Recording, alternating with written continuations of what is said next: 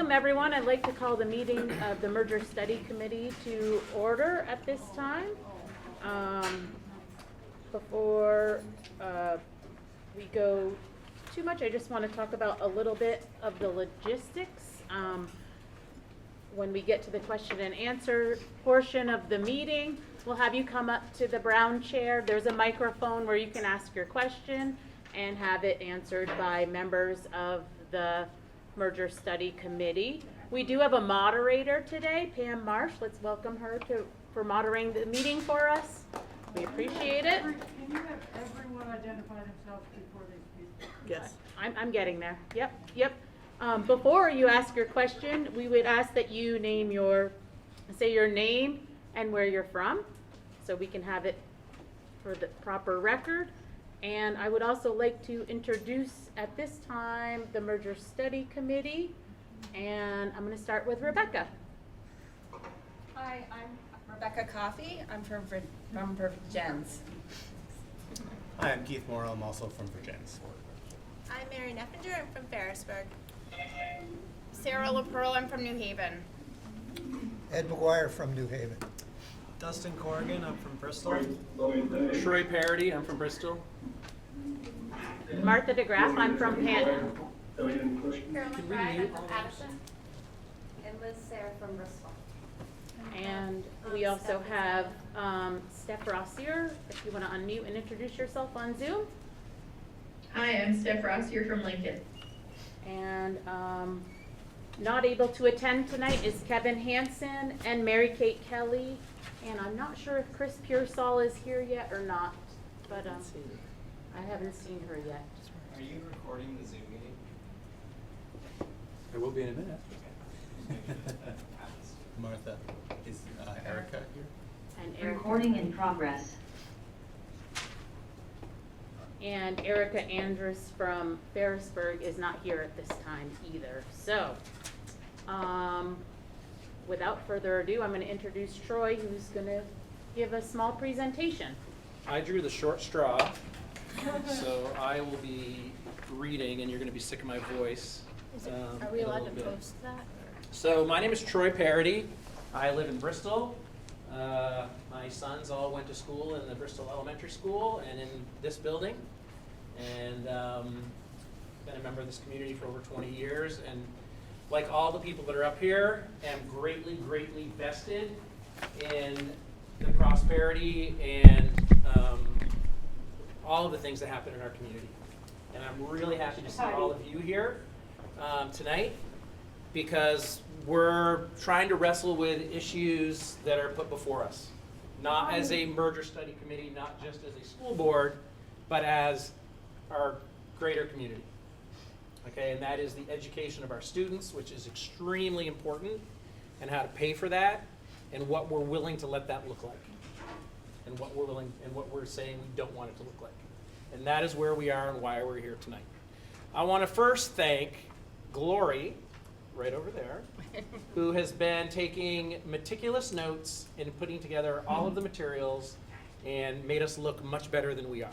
So thank you very much. And I want to thank Tracy, who is right next to Glory, who has been our ace in the hole, expert, getter of all information, our consultant, who has helped us through this process. As you can imagine, we are not all well versed in the state statutes, in the legalese. There are things that have to be done by school districts. There are things that you must do by law. There are requirements. We don't just get to make it all up. And Tracy has helped us navigate all of that and worked with the state and answered all of our questions on the way through. I'd also like to thank the two superintendents who have been nothing short of amazing, getting us information and their offices and supporting us with the materials we need to help wrestle with these issues. And of course the board, who's been working in this for, it's over a year now. Yeah, no, this committee. So thank you all for wrestling with these issues. It's been a journey. So, 50 years ago, interestingly enough, this school opened, Mount Abraham Union High School, and the community at that point in time was doing the same thing we're doing. They were making decisions about how they were going to take their small community schools and they're going to bring them together into one large, unified union school, which we now have and have known for 50 years. And it's what we now know. It's not what people did before 1968 in any of these communities. And in Virgin's community, it was even earlier. It was in the 50s when the Virgin's Union School opened. So education has changed in Vermont and around the country many, many, many times. And it will continue to change, either during our lifetime or beyond our lifetime. But we're here today to talk about what are the things we can control and what are some things that are out of our control. Troy, we're just trying to pull up our presentation. Oh, I can't keep going. We can talk about Go the for it. Yankees. They were ahead the last I knew. It's a different email. Yeah.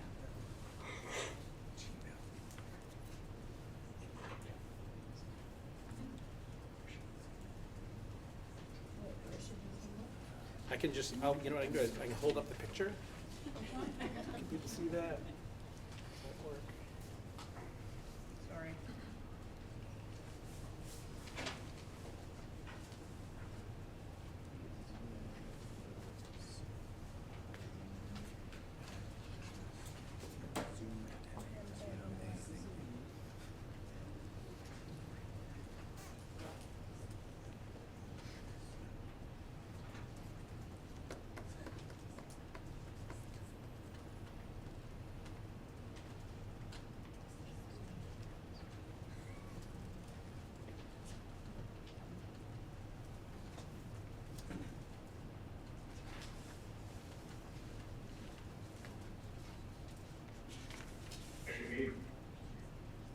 There we go. Thank you. I'm sorry for the wait. Hi. You didn't miss much. A little bit of witty banter, but some might say no. It feels hockey. Did you win?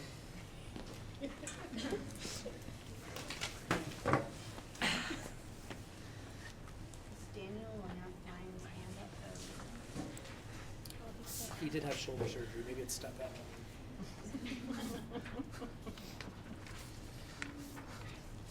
I was just gonna ask everybody to mute to limit background noise.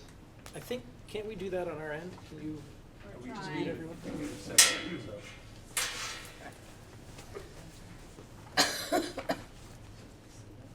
Are we good? We're good. Okay. So this committee came into existence as a result of a vote taken by both of the school boards. I refer to as both sides of Route 7. It's easier for me to think about it that way. So both the school boards had been wrestling or have been wrestling with the cost, expense, and their budgets and how to provide the education that we're providing and want to continue to provide. They both decided and voted to form a study committee, which is who we are, and our sole purpose was to look at the potential merger of the governance structure. Okay, and if that would be feasible or not. And that's what this committee was tasked with doing. So looking at the different governance structures and deciding if it would be feasible, if it would make sense, if it could work. Okay? And this is defined under Rule 16 or Article 16 of VSA 706B, if you want to get into the scope of that. Okay? This group, as you know, is made up of community members, school board members, some faculty and staff, and we represent as many towns as we could get from the district. Okay? Are you ready for next slide? No, not yet. Over the past year, we have studied the benefits of merging under a different school governance model and what would the negatives be. So we've been looking at both sides of the issue. We analyzed the different types of governance models and which one would best serve our communities. We commissioned a study on how to potentially transport students if a future board, not we, if a future board and the communities ever decided to do something different with our school structures, We commissioned a study to see if that would be feasible. Okay? And we made some decisions and reflected on various perspectives. We brought in the community through engagement forums on Zoom. We brought in people into some of our meetings, and we had roundtable discussions, and we tried to gather as much information as we could from as many stakeholders as we could as we were wrestling with all the questions put in front of us. Okay? And the question really was, you know, should we or should we not put to the voters the option of whether or not we could merge our governance structure, and I'm stressing governance structure. What people will be voting on town meeting day is not a merger of any schools. It is a merger of a governance structure. Okay, the administration of a school district, the formation of a new school district. Okay, so I just want to make sure that's very, very clear. This work was long. The answers are still not always clear and easy. There's a lot of pieces to all of this in this puzzle. Okay, but we've been asking and we've been using the lens of what is best for students. Okay, that has been our primary driving question: is what is best for students long term, not necessarily just in the next year or two, but long term, and what is best on the second level, what is best for taxpayers? Because if we can't afford what we're doing, then it will ultimately not be what's best for students. So there's the financial aspect and there's the educational aspect. Okay, so these are the things that we've been wrestling with. Okay? Okay, next. So how did the school boards get to this point where they wanted to commission this group to exist and wanted to be asking these questions? You can see that the enrollments in the school districts have been declining. This is not new news to anybody. This is happening all over Vermont. We are not alone in this issue. Yep. Some other schools and school districts have already made decisions to do things in their community's best interests around declining enrollments around the state. Okay? So one of the big issues with declining enrollment is how school systems are funded, and it's based on the number of pupils, or cost per pupil spending, equalized pupil spending. You hear a lot of different terms, but to make it really, really simple, each student is worth an amount of dollars from the state, from our tax dollars, and we in turn then spend an amount of money on each student. If that makes sense, if you're trying to figure out how the money works.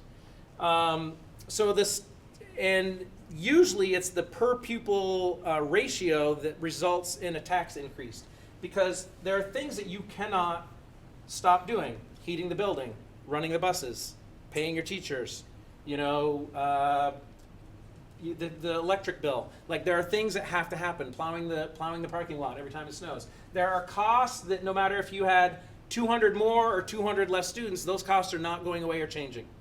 And they're going to continue to go up with inflation, as we all can see in our current own homes right now. So the boards have been wrestling with this for the last several years and trying to figure out what they're going to do to keep offering the education that we've been offering with the continued constraint on the dollars.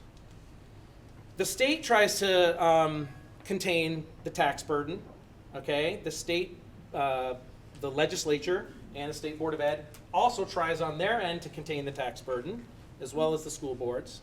And there have been penalties in the past for excess spending over the threshold.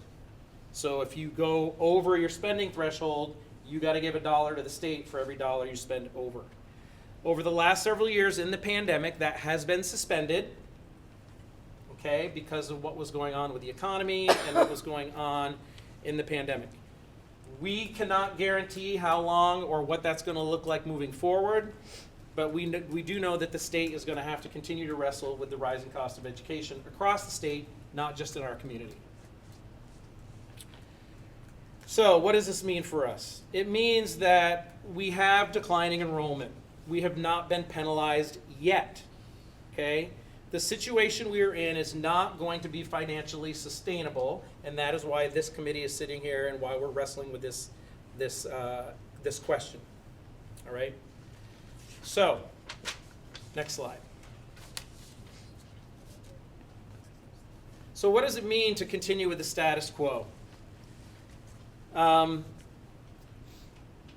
The hard thing with putting numbers in front of people is everybody jumps on them and wants to live by them.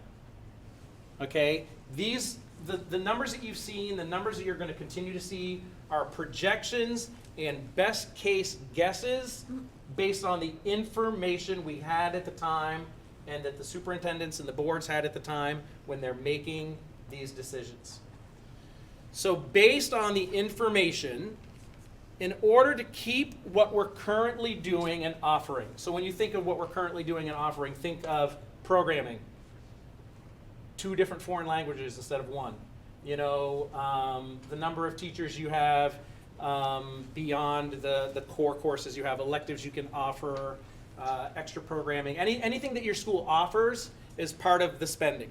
So in order to continue to offer what the schools have been doing, and to get to the financial numbers, there would have to be a reduction over time of 40 or more positions in the ANWSD side, or 66 positions on the MAUSD side to continue doing what we're doing, or we don't reduce staff and we increase the tax rates by 13 to 15% to potentially get to the level and continue paying for what is happening currently. Okay? Again, I wouldn't live by any of these numbers. They're going to be on or off by a little bit. They're going to be things that will be wrestled with over time because we can't project 5 years out and 10 years out exactly.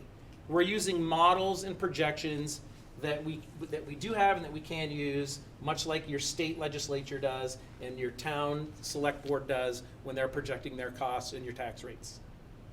Okay? So, you know, as the enrollment declines, every one of those kids that's not in the building is one less check, one less per pupil equalized spending that we get. So, it's a little bit like carpooling. If you have 3 people in the car, it's much more efficient than 1 person in the car.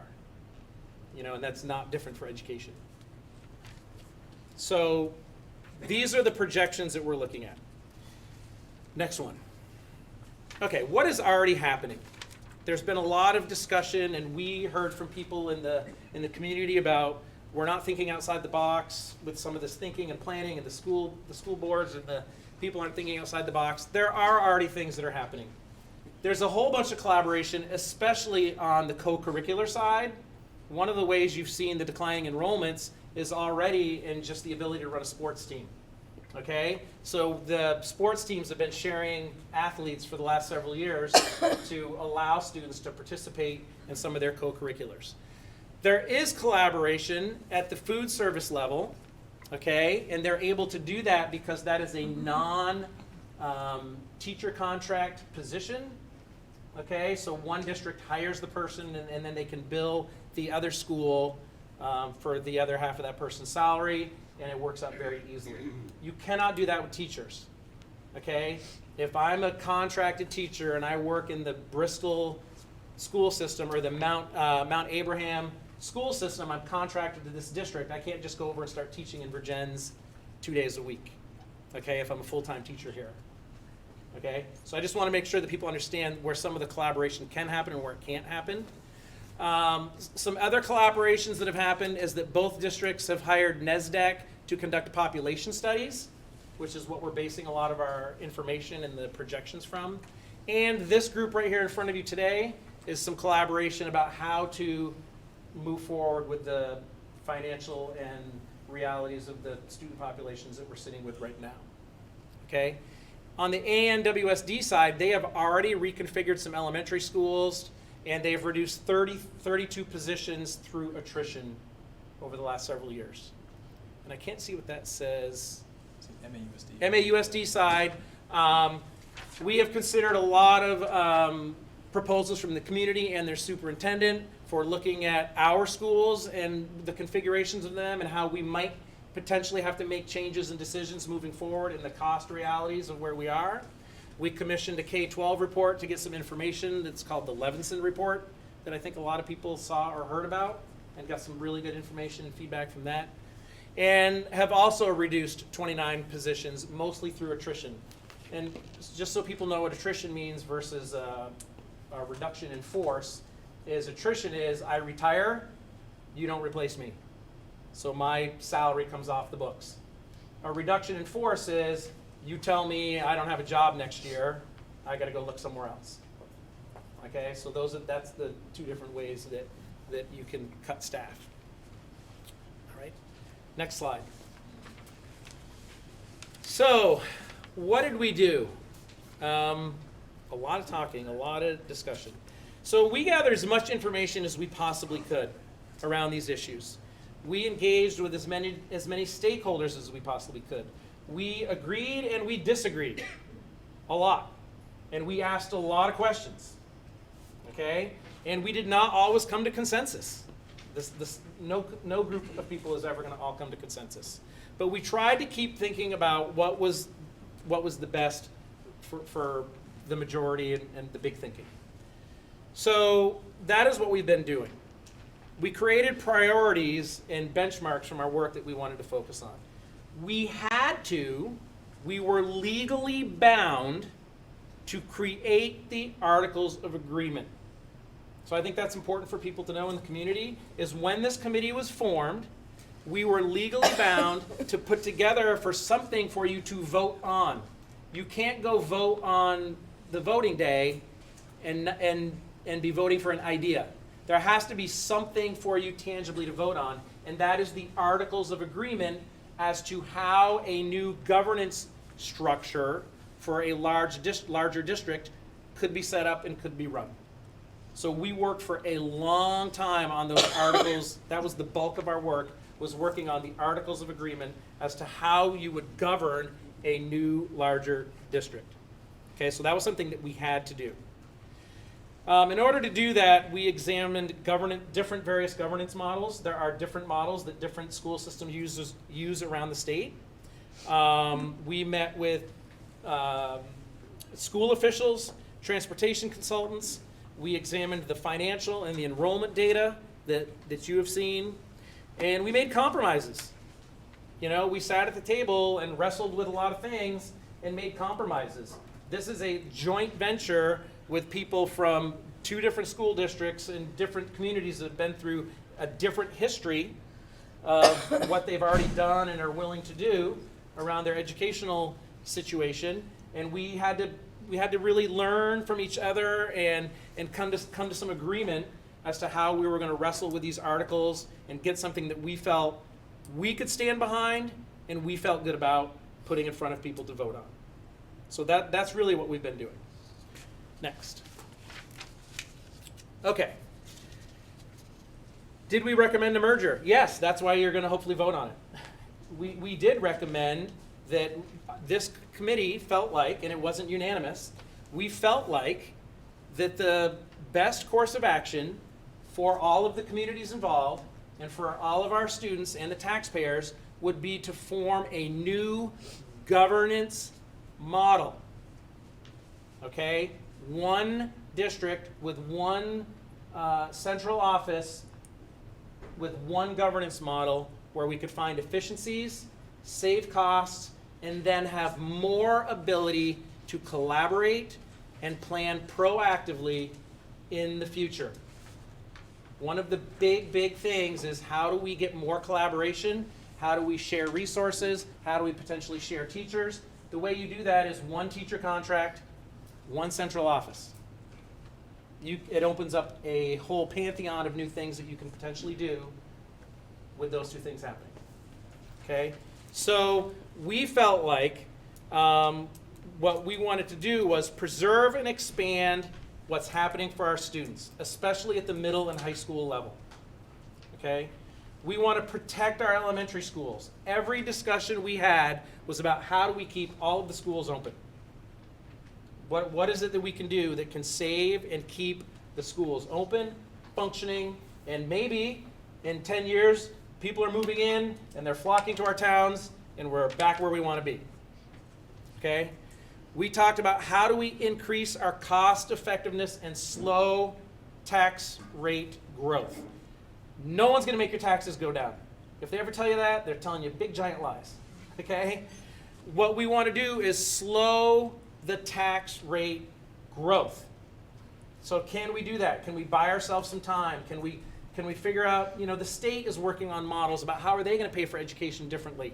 Can we buy ourselves time as a larger community, collaboratively, to provide the education we want to provide while these things are falling into place?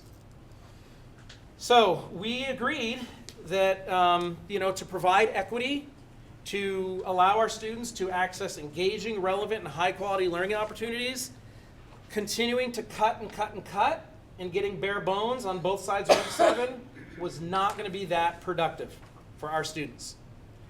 But we believed that a merger of a governance model and a potential for a teacher's contract would bring us the potential to have far more collaboration, cost-effective savings, so the community can decide with a new board, and the greater community can decide what we want to do moving forward. Okay? We know there are issues and challenges. Okay? Next. And I'm already sick of my voice, so everybody must be sick of my voice.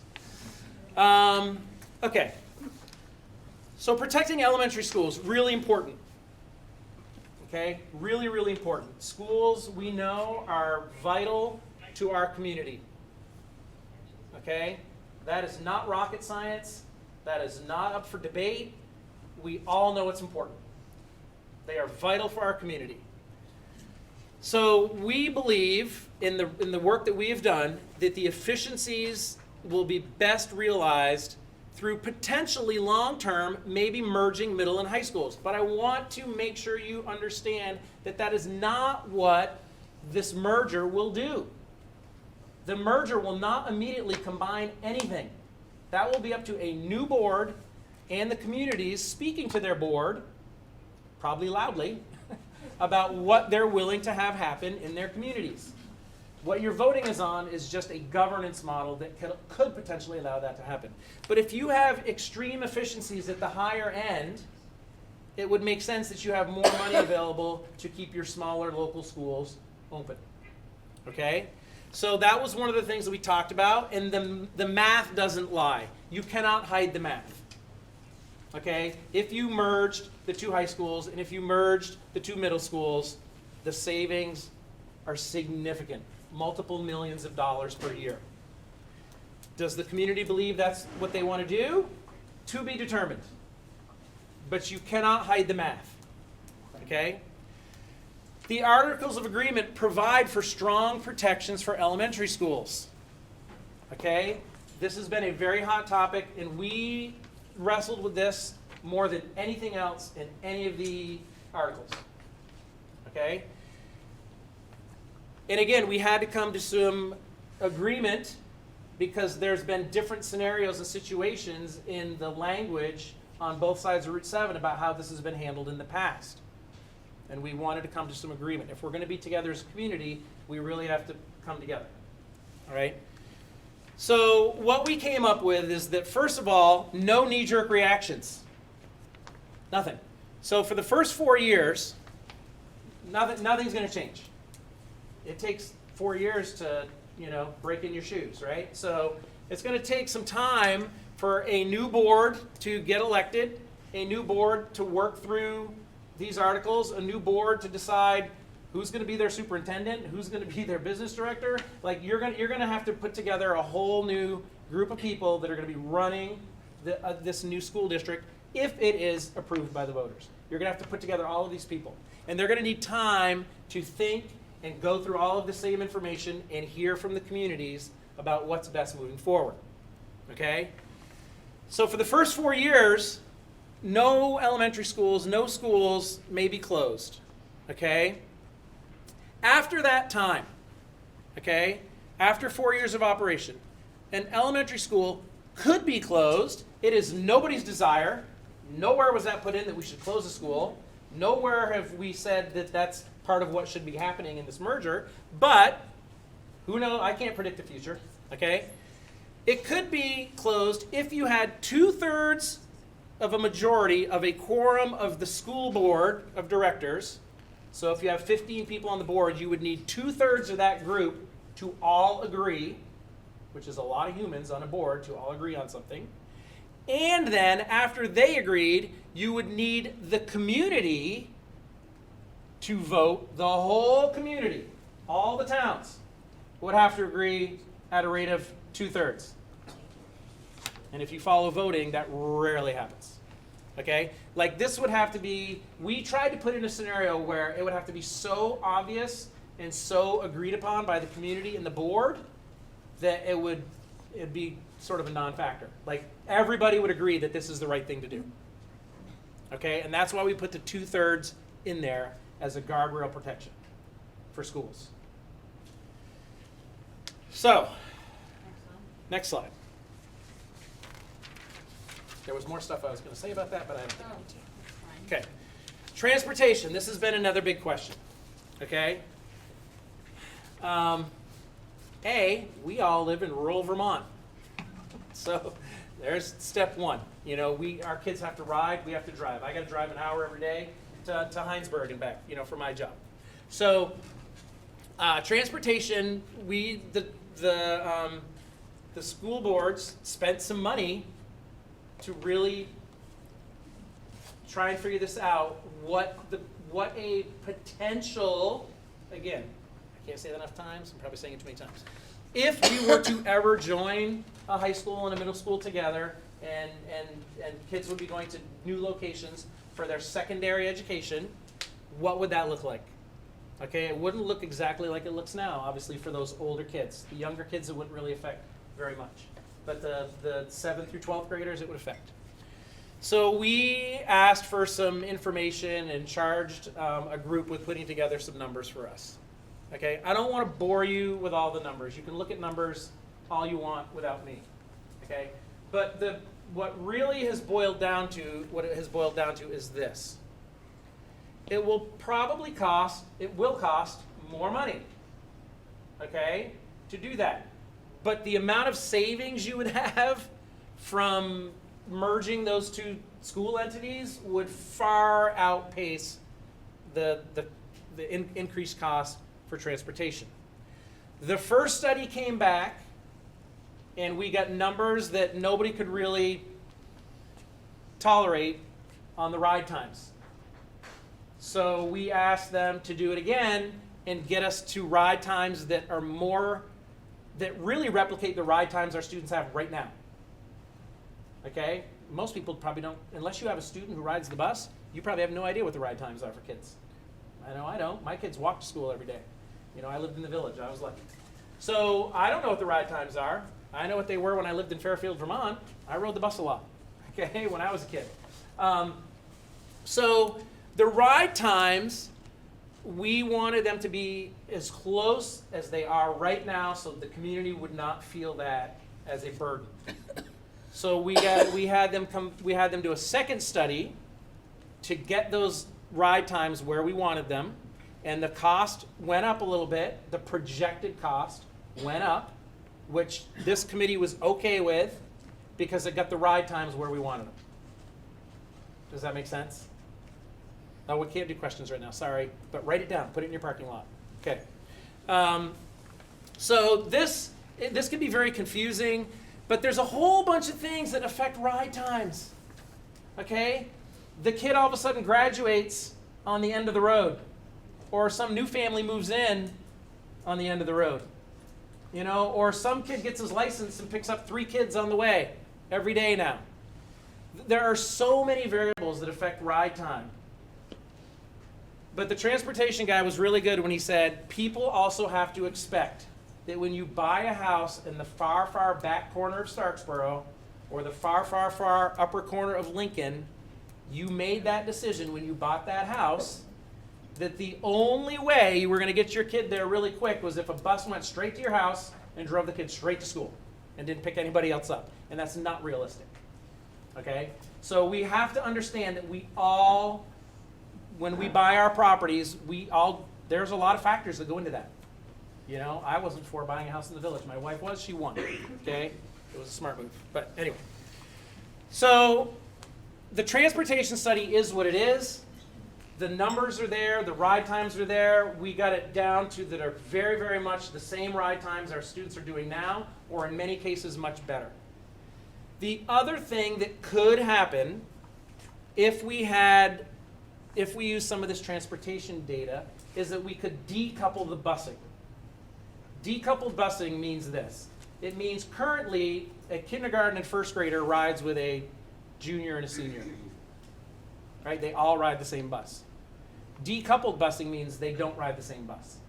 You run different buses and you pick up different grade kids. So the students at Mount Abe, and it's the same at Virgins, only not quite as much.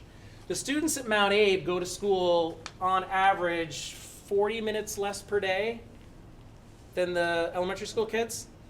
So, and I have to stress this to people often because when I was in the Bond Project, you may remember me from former hits like the Bond Project. It was interesting to me that people were very, very, very, very concerned about what their elementary schools looked like and how much money was spent on them and what those facilities looked like. But your kids are in this building or in the other building for 6 years. The same amount of time they're in the other building. And people often just sort of forget about it because they're just much older. So what we were able to do is think about what does that mean educationally? 40 minutes a day times 5 days a week times the weeks in a year, you're talking about a significant amount of educational time that those kids are not getting.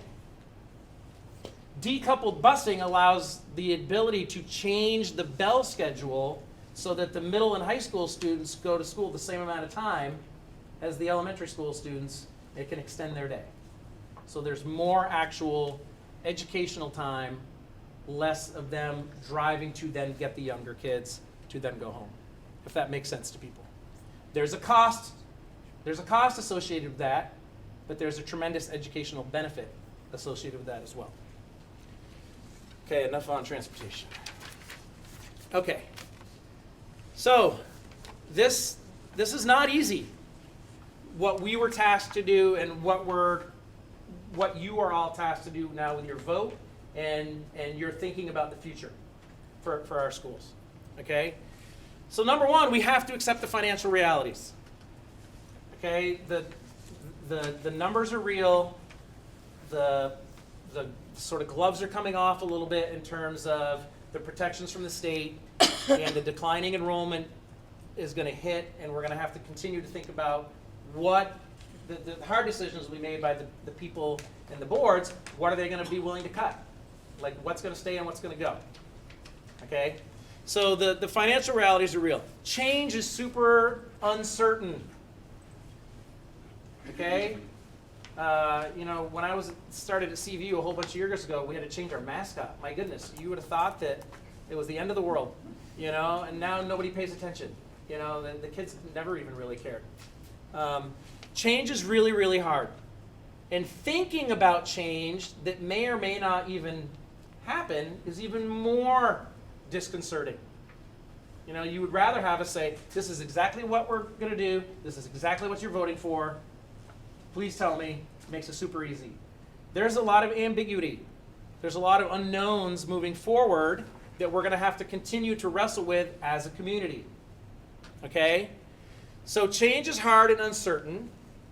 But 50 years ago, everybody agreed to form this school that we're sitting in, a unified union high school. And you could argue our communities are better for it. Community identity is tied to schools. At some point, maybe not now, maybe not on the vote in November, maybe not in 2 years, but I'm sure at some point the state's going to come in and start to make some decisions about some things if numbers continue to decline. Okay? I always heard, do you want to drive the car you're in, or do you want to sit in the back seat? Sometimes we can be proactive and we can take the bull by the horns and we can make our own decisions about our future instead of letting somebody dictate our future later on. So the community is, our identity is tied to these schools. We have to make the decisions together as a community about what they're going to look like and what we want them to be. Okay? Transportation is a reality living in rural communities. Okay? That's not what people always want to hear, but it is a reality. Okay? The work and trust required to create success from something like this it's a tall order. Okay? And I don't envy anybody who's ever been on a school board, who's ever been a superintendent, who's ever been on a select board, because it is so easy to be over here and just jab and throw darts and complain. And Pam told me a long, long time ago, don't complain unless you're willing to help solve the problem.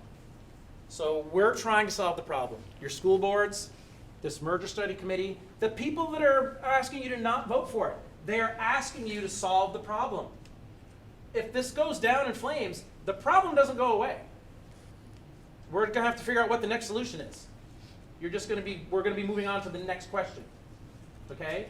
So the trust required, the work required is going to be a heavy lift. We're going to need people to be engaged in school boards if this happens. We're going to need to have people engaged in community forums. We're going to need people to collaborate and work together and create a community dialogue that is around success and forward thinking, if that is what is the will of the voters in November. Okay? Is that it? That's it. Oh, whew. Okay. I just want to say this before we get to the questions and answers. So I'm a teacher, not in this district.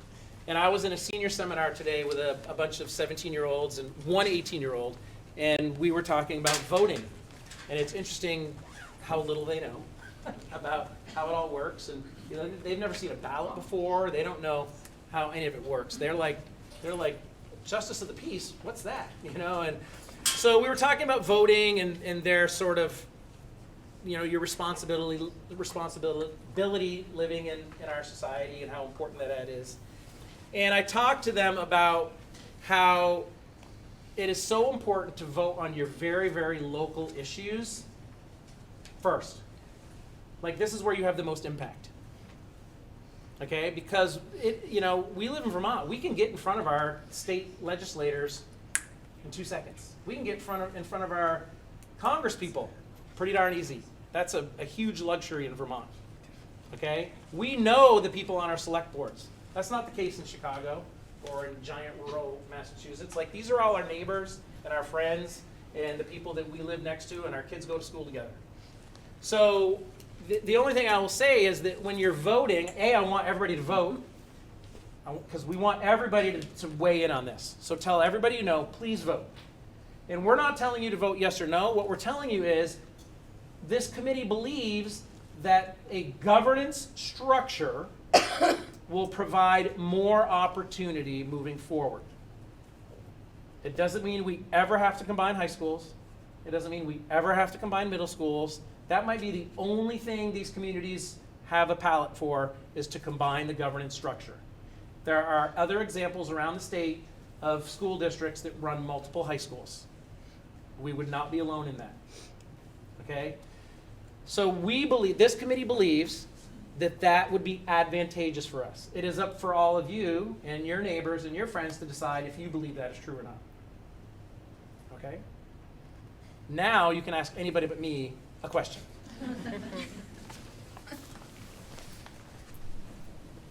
So I am the moderator, and I'm going to recognize people when you want to ask a question so that we can get it recorded for the TV and for the meeting and in the minutes, and so the people on Zoom can hear. We're going to ask that you come forward and sit in the chair and use that microphone so that everybody can hear what your question is. So if you've got questions and you can even start moving and making a line behind the chair, so that we don't have to have people tripping over each other coming out of the rows. And the other thing we would like to be sure is that you name your name and the town that you live in asking, before asking your question. Okay? So, who's going to be the brave person to ask the first question? And can you come up to, I'm glad it's not red, the hot seat. Okay, come on up. Yeah. Doesn't matter how you get there.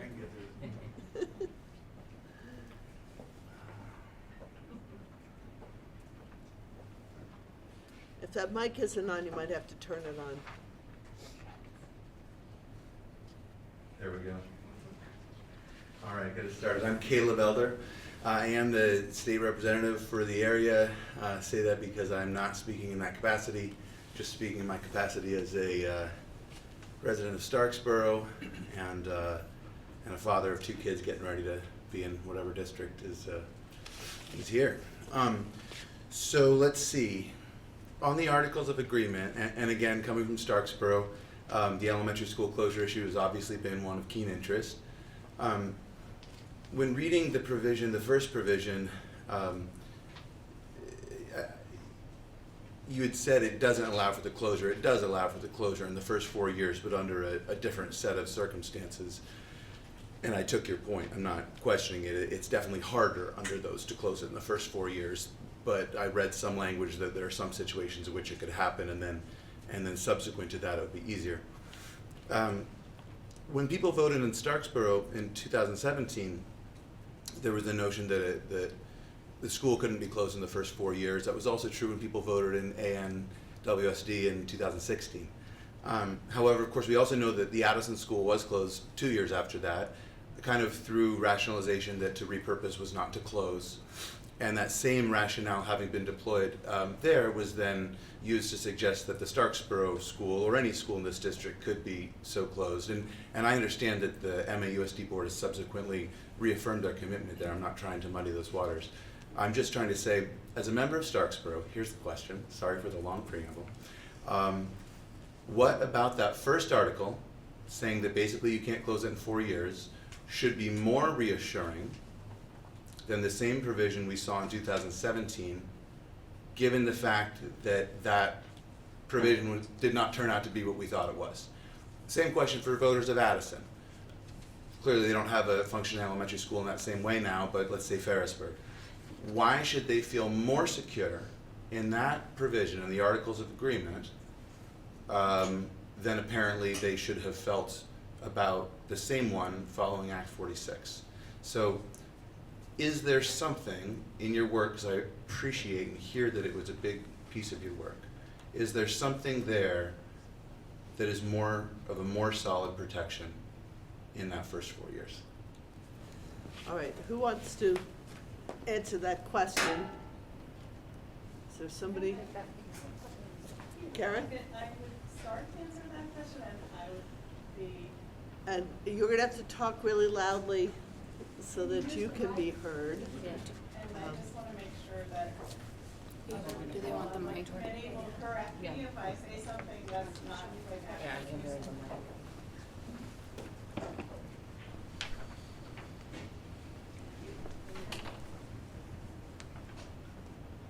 That should be better. I'm Erica Andrus, and I am from Ferrisburg. So I take your point about the Ferrisburg School. I believe these articles are different because written into the article, it specifies what it means to close a school. Right? That the school will not be able to remove 5 grades, right? The school needs to retain 5 grades in order to be considered still open. So you could, it leaves the possibility that, for example, the 6th grade could be moved into the middle school, and that would not be considered closing the elementary school, just moving out 1 grade. something else too, right? The town's ability to vote themselves. Yes, so the reason the only exception in those first 4 years is if the town itself votes to close the school. That's it. For any reason, we didn't want to say that a town would be forced to keep an elementary school open. Caleb, does that answer your question? Yeah, so the language that I'd seen kind of said the people living in the vicinity that said, that, I don't know, the actual language I have under somewhere, but it's a little bit. Yeah. It says for schools operating all grades or all general schools, there's something like that, and then it kind of says, provided people vote within the municipalities that send to that school. So there's a little bit of fine print there, and what it sounds like that means is you're saying people in those towns would have to close the school, would have to vote to close the school. Correct. Is kind of the plain English. The voters of that town. Well, in our district, Addison Northwest, we have 5 towns and 2 elementary schools. So it's not really correct for us to say our towns and their elementary schools, because one of our elementary schools serves 4 towns. And some even, it's complicated about who goes to which elementary school. So we wanted to be sure that it wasn't just if this town of Vergennes wanted to close their elementary school, but the other towns that send their kids there didn't want to close it. We wanted them to have a voice also. So we had to add that language of, the towns where their residents send their kids to that elementary school. Those are the towns that would vote. Does that help answer your question? That does help, thank you very much. And what I'm hearing there is that to repurpose where you wouldn't have even grades K through 5 under these rules constitutes closure. Yes. Yes, thank you. Appreciate it. So, as Please- moderator, Please stay in the seat until your question's been answered. Yep. That'd be great. and as moderator, questions should be addressed to me. I will send that out, but we're not going to have necessarily a dialogue back and forth, because we want to make sure everybody who has a question has time to have their question heard. So, we might have time for a little bit of rebuttal or not. If I'm going to be timing questions at 3 minutes and answers at 3 minutes, and only with the discretion, or if it seems like it's really important to give more time, will we do that. But we want to make sure everybody here, because you're obviously here because you care about this question, whether or not you're in favor of it or whether or not you are opposed to it, you're here because you've got questions and you want to be heard. Or you may just be here for information and not want to be heard. Okay? May I say something about that question? Is that okay or no? Well, no, let's Okay. wait. We may share the mic up here for something else. Remember, if you want to ask a question, come on and get up in line before, by the chair. Okay. You've got the hot seat. Thank you. My name is Chris Hill from Ferrisburg. I have kids in 5th and 7th grade over there. I really appreciate your presentation. I think you did an excellent job, very clear. I already answered some of my questions, and actually one of them had to do with the elementary school. Having gone through what we did before, which in the likes of COVID, we would have crammed a bunch of kids into one school, and all of a sudden we were looking for more space. So along those lines, I was not aware that the vote is actually just on the governance. So that's actually a bit of a relief to me.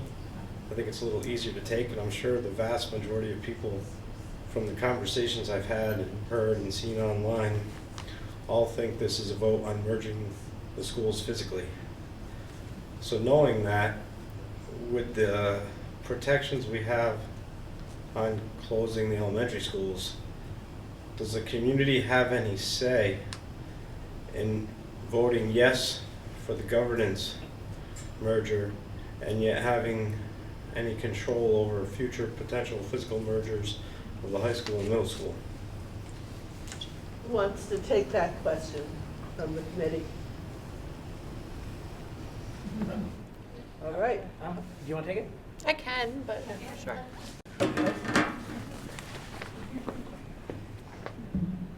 Hi, Carol McBride, Addison. I would say for that question, your biggest voice is who you elect to the school boards. If you want it to be someone who represents your views and views of your town, because they will be influencing the vote. They will be the ones who ultimately vote about what's going to happen within the schools. Hopefully with community support. I really strongly support the idea of community engagement and having the voices, but that will ultimately come down to the boards.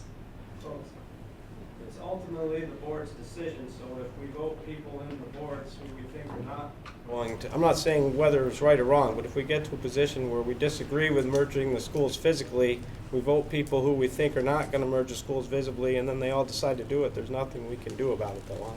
Ultimately, that's why you want to vote for people that you think will support your views and talk to people before you elect them. That's the strongest way to support those decisions. Yeah. Anything else? Well, I was just going to add, even beyond electing your person, boards respond to the communities that they represent.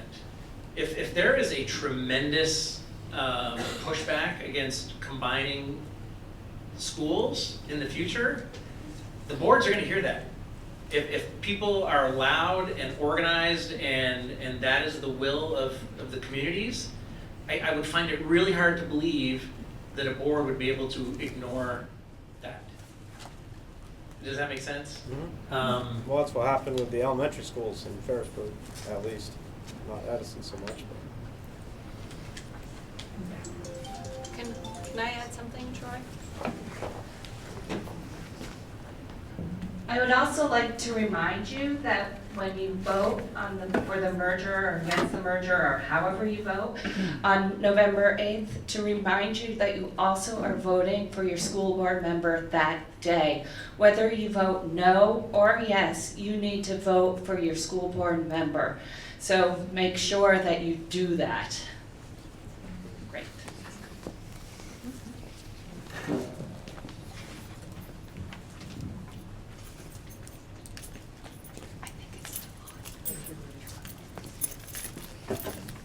Is it on? Yep.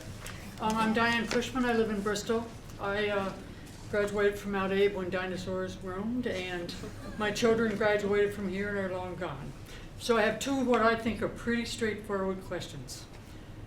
On the Articles of Agreement, Article 6, which has to do with debt, I read the merger committee report, 152 pages of it, and I see that Virgins is coming in with considerable debt. What happens to that debt, and does it affect school taxes? Yes. Hi, Mary Neffinger. So, debt, that's a fun thing. If you look at a graph, which I really hope we had it in there, there are two different ways to pay for fixing up your building. You can get a bond, debt, and when you have debt, when you're building your budget, you get debt credits. So the state actually wants you to take out debt. If the bond doesn't pass, then you can build like into your budget that you're going to put so much money and you can fund it that way, which is what Mount Abe has done. So yes, you will take on Addison Northwest debt, but you get credits for that. So if you look at a graph someday, maybe we'll get it into something, maybe once we get to the info session. Addison Northwest has debt, and then they've got like the value of the property, where Mount Abe has funded this and they have very low debt. You guys don't get the credits when you get to the budget, but it's pretty close, the value to the debt when you swap it around. You're gonna have to take care of your building no matter if you get a bond or if you build it into your budget. Buildings don't last forever. So it seems scary, but It's kind of what happens when you have a building. But it's one budget. Right, it's one covering budget. 2 schools. Right. So your debt is now going to be borne by the Mount Abe population. Yes, and Pass at, the microphone back to her. so Yeah, oh, she yeah, can yes. hear the question. Yeah, so it's one budget. Mhm. So the, covering 2 schools, so, Covering, well, more than 2 schools. well, okay. Covering- It's Oh, covering recognized 9 schools you. in 2 districts. So, the Mount Abe population is going to bear the Virgin's debt. Is that correct or not? it is correct, but Virgins, because they have the debt, don't have a bigger portion of their budget to pay for the improvements that need to happen. Whereas Mount Abe has a bigger budget to pay for those improvements. So, I don't know if I'm explaining this well. So does it balance out? So the increased debt in the ANWSD represents a lot of projects that the ANWSD has already completed. So our current need for facilities improvement is lower than Mount Abe's at the moment. Mount Abe is in the process of doing a lot of projects. That's sort of the reflection there. We have fewer facility needs at the moment in the ANWSD district compared to Mount Abe. Those numbers will shift as Mount Abe continues to take on some of the deferred maintenance projects. Am I saying that right? Yes. Patrick? Yeah. That is not unlike what currently happens in your district right now. So when Lincoln bonded to improve their school, you pay for that if you live in Bristol. So that scenario already happens in any district. So my other question is Article 2. I don't understand the terminology. What does it say? Lincoln School District is advisable to join the Addison North School District. What's advisable? What does that mean, advisable? I can answer that question. So Lincoln at that point was in the process of leaving MAUSD. We wanted to include everybody within this merged potential Addison North School District, all 10 towns. And at the time that this was printed, they were still advisable. That would mean they could vote to come in or vote not to come in, but it wouldn't stop the process if the other 2 districts voted to merge. But they opted not to warn the vote, so that article doesn't actually count for anything. Should it be taken off this then? It shouldn't be an article of agreement. It's legally. It's part of our articles, so we didn't really have a choice in that. And at some point, if they did want to, they could join. If they Okay. wanted to vote to join, they're just not voting on November 8th. Okay, thank you.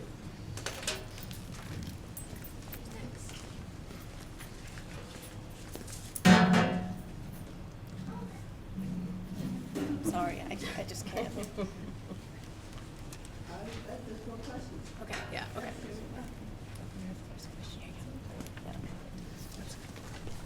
Hi, I'm Leah Forster of Ferrisburg, and I read most of the report, but not all 150 something pages.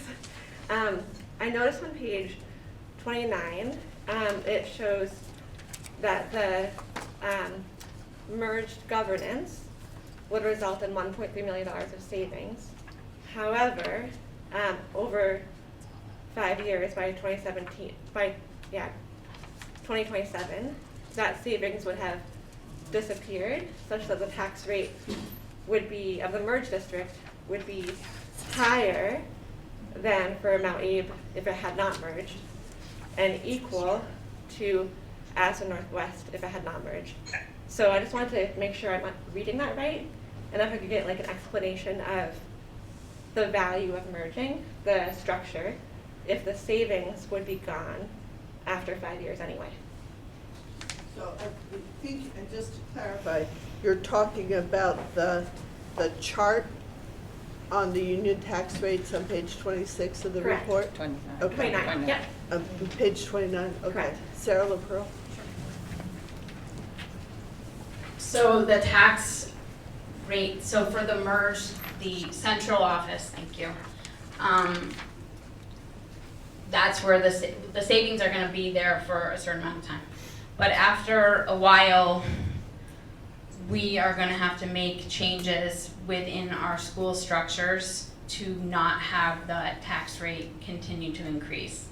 So the merger at that point allows for us to be very strategic in how we spend our money so that we're not having the amounts keep going. Because the initial savings are really, at the beginning, just gonna come from central, and savings is the wrong word, I wanna kind of go back to what Troy said, but the slowing of the tax rate growth, the first initial decrease in that, or slowing, is from the central office, and then after that is what we can do with a merged district, such as sharing when there's attrition or sharing teachers, that we're gonna have a reduction probably in the amount of staff, and so how we use that staff then becomes how we slow the tax rate growth.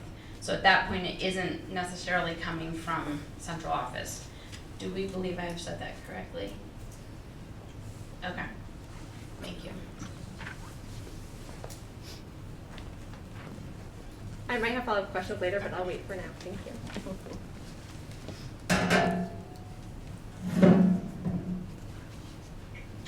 We would like to approach the hot seat next.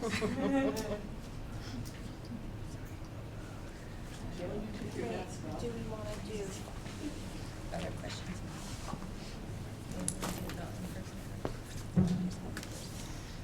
Hello, I'm Joan Holloway from Moncton. So I have a question, but first a comment as far as the ride times. I know exactly how long my kids were on the bus, and so I think anybody who has had kids ride the bus knows how long that travel was. And I put kids on the bus for 25 years consecutively in a row, and it never changed more than about 5 minutes. And I know people came and left on different parts of the route. So I would dispute that comment. My question is, if this doesn't pass, has the group discussed any possibilities of collaborating between the two districts? So for example, I'm told that one of the reasons might be to offer more AP classes. So if this doesn't pass, have you discussed any ways that you might be able to share a teacher remotely or use some of that money to bus kids between the two schools? The same for language classes or other classes that you're saying you're not able to do now. My question is, what are the collaboration ideas that you've discussed, if any?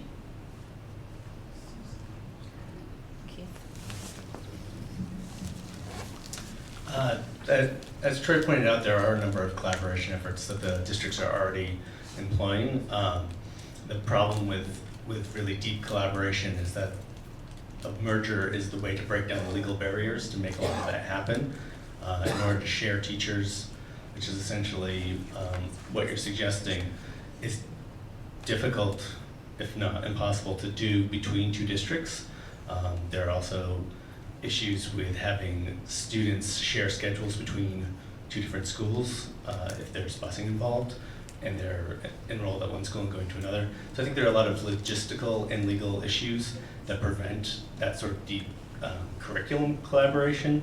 We are looking, I believe, at some busing efficiencies between districts. So we have looked at other options. There are limitations though and to how we can collaborate. And that is part of the point of merging a governance structure, is to break those barriers down, to allow us to actually participate in some deeper collaboration. Another thing I would add is, unfortunately, we can't share teachers between the two districts due to our contracts. Because they're not the same, we can't have teachers go across from school to school. And that's one reason, if we were to merge the districts together, then we would be under the same contract. So then we could then have a teacher between the two schools and share them. at that point. So that's one reason to merge the districts together, so then we'd have one contract between the two, and that would allow for more collaboration. I'll just point out that the avenue that could possibly work would be through the Career Center, because we already have some sharing between the districts. And I realize they have their own staff, but there's already busing, there's already action that happens. So it's not completely impossible to brainstorm ways to use that as a path. Can I comment on that? Oh. You mentioned how we have arrangements with Hannaford. Students that go to Hannaford go for either a half day or a full day. They can't go for one course, and also ride a bus for 30 minutes each way. It's hard enough making Hannaford work when they're committed to a program, a whole program, for a half day or a full day. And those are only available for juniors and seniors, I believe.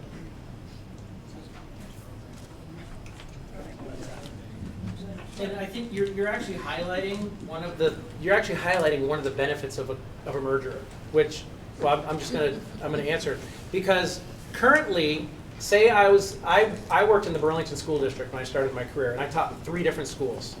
Not ideal. I did not want to stay in that job very long. So number one, attracting teachers to be working in many different buildings, you're not going to get a very big pool, first of all. Number two, the reason I was able to work in 3 different buildings throughout the week was because I was employed by the Burlington School District.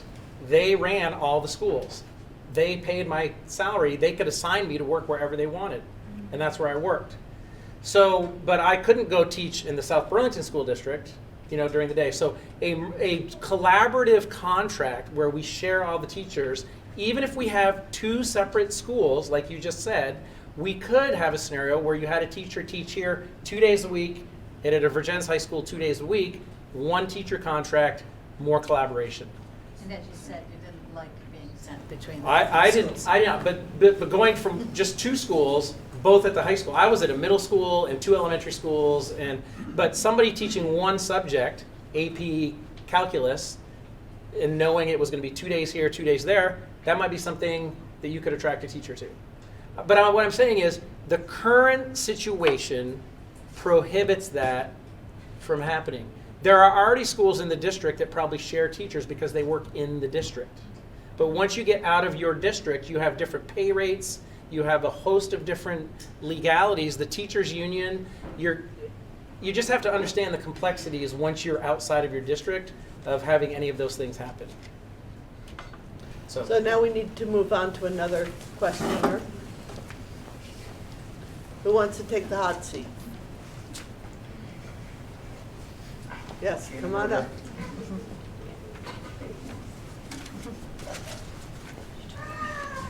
Okay.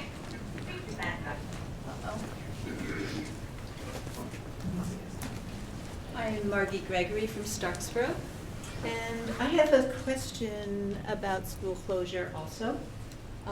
In Article, 14? Anyway, for number 4, it says, for the purpose of this section, closure shall be defined as the district ceases to use the school building for the provision of direct education for a majority of grades operated within the building in the year prior to the first date of operations. So the way I read that, and others in Starksboro do, because we're very concerned about this, we have a school that's 7 grades.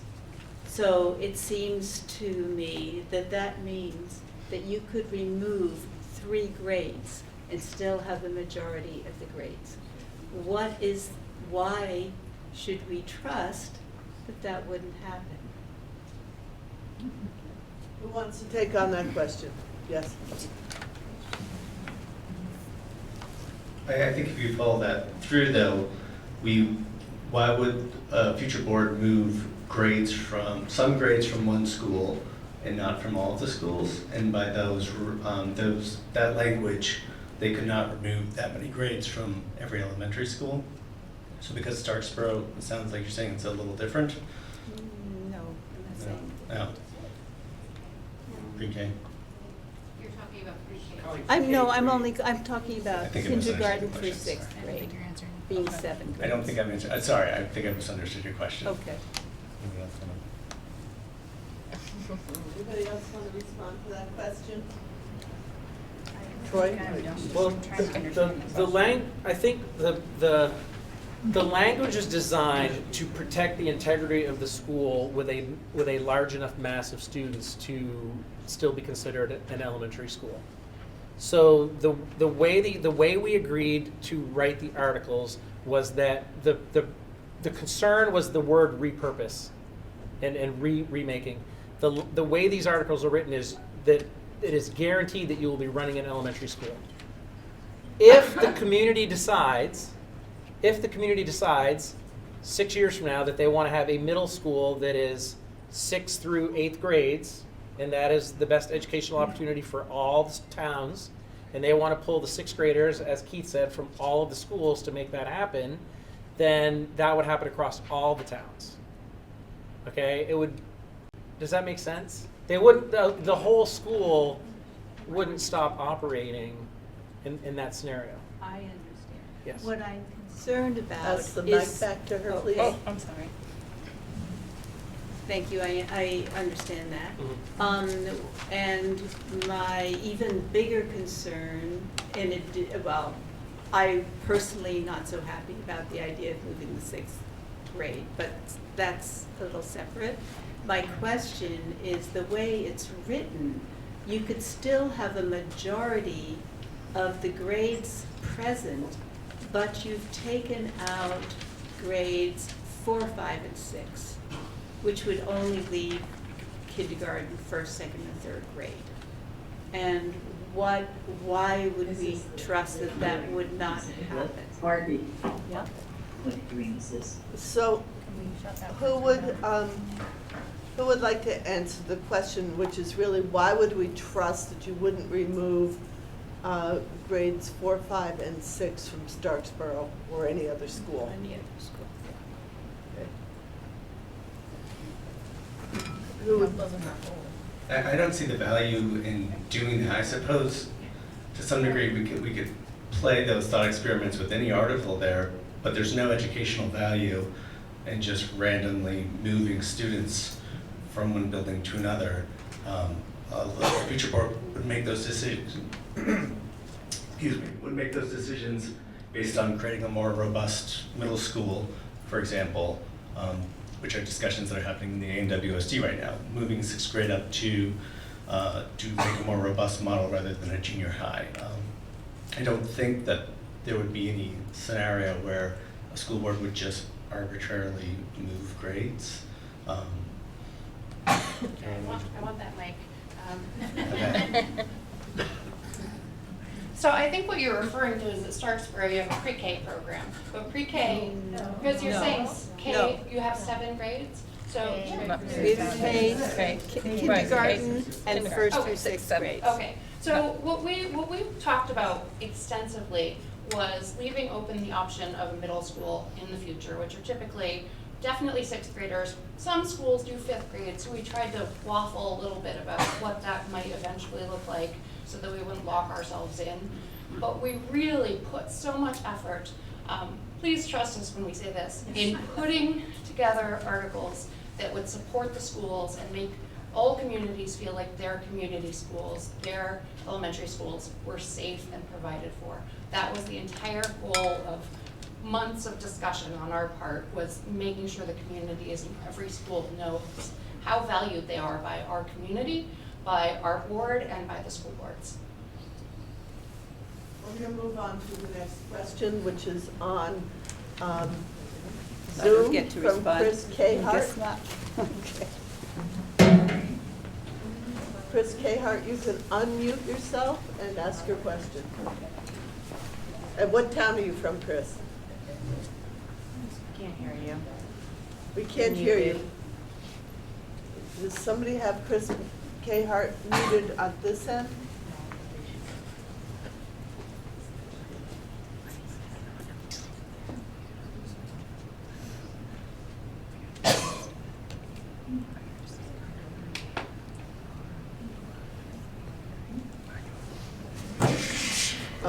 Okay, we could just hear you a little bit there.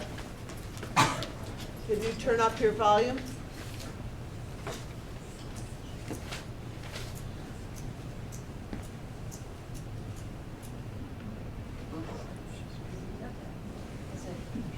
Should we We've try heard other someone people. else? Yeah, we heard other people. Can it get typed in? Can you type your question into the chat? Oh, I heard. Wait. Oh, his lips are moving. No. Heard something. Yeah, you got it. I don't think it's Oh, Chris, I think it's someone it just stopped. Can you type your question in the chat? Go look in the chat.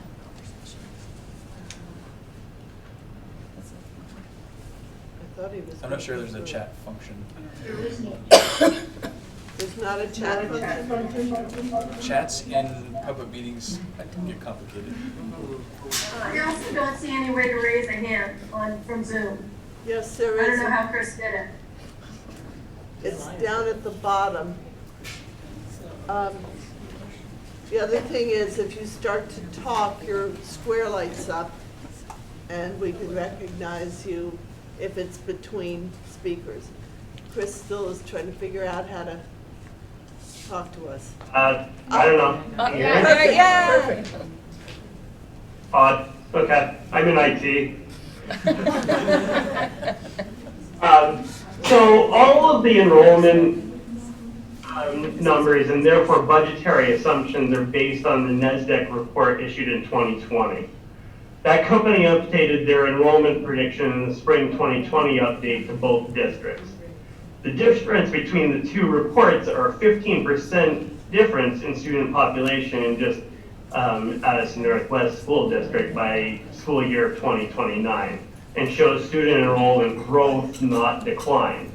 This is a significant difference, and it still looks very conservative compared to the actual enrollment numbers that we're seeing today in our district. Why would you not use the newer, more accurate data? Who would like to answer that question? Okay. Keith first.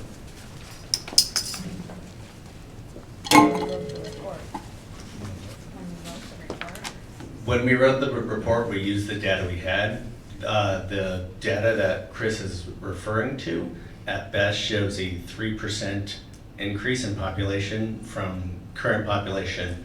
It will take 10 years to see that if that happens. As Troy pointed out, like all municipalities, the state government, we use projections. And I'd like to point out that a 3% increase in population, if that came to be, it's hardly enough to fill our schools back up anywhere close to our ideal operating capacities. Add something? Yeah. I just want to say that a 3% growth is not going to get us to where it was 10 years ago. So I feel like the school boards have been fighting this declining enrollment for the past 10 years with every graduating class that's smaller than the last. So if it goes up a little bit, we still aren't able to get all the efficiencies that a bigger school district has accessible to them. All right, Lisa, online has her hand up. My voice is not great, but Could you please state your, could you please What? state your name and your town? Oh, I'm sorry, Lisa Dodon in Starksboro. I actually have several questions, and like one of the things is that your earlier questions on what your answer about what we're voting on was really confusing based on what I've been reading and seeing. Like if you're doing all this transportation study talking about busing people to kids to Virginia or Bristol, why are you doing that if we're just lining governance? That's one question. Another question is if we're talking about equity and you've talked about, opportunities, there's no addressing of how to enable kids who want to do after school activities, have equity to be able to, get there, get home or whatever. that's a hardship on families being further away. The final thing I have a question about and a concern about is communications that are happening. I really wonder if this glitzy flyer we got, how's that being paid for? It only shows one side of the story.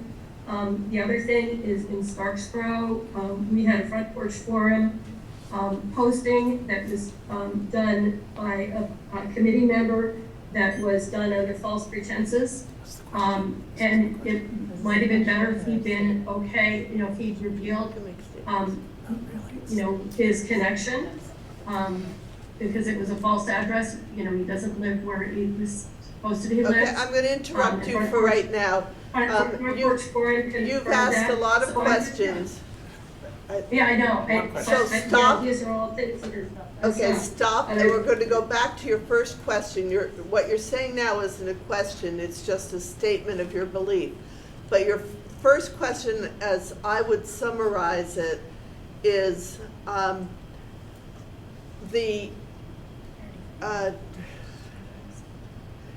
I've lost it now. I think it was about It was the articles of agreement.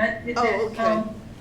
And compared to information that's coming out saying that they're going to be moving students. Okay, I think that's a fair question, is what are we voting on?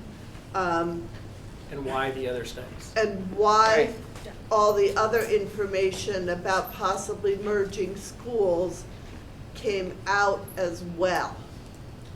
I think that's your basic question, is if we're talking about merging governance structure, why are we also talking about the possibility of merging high schools and junior high?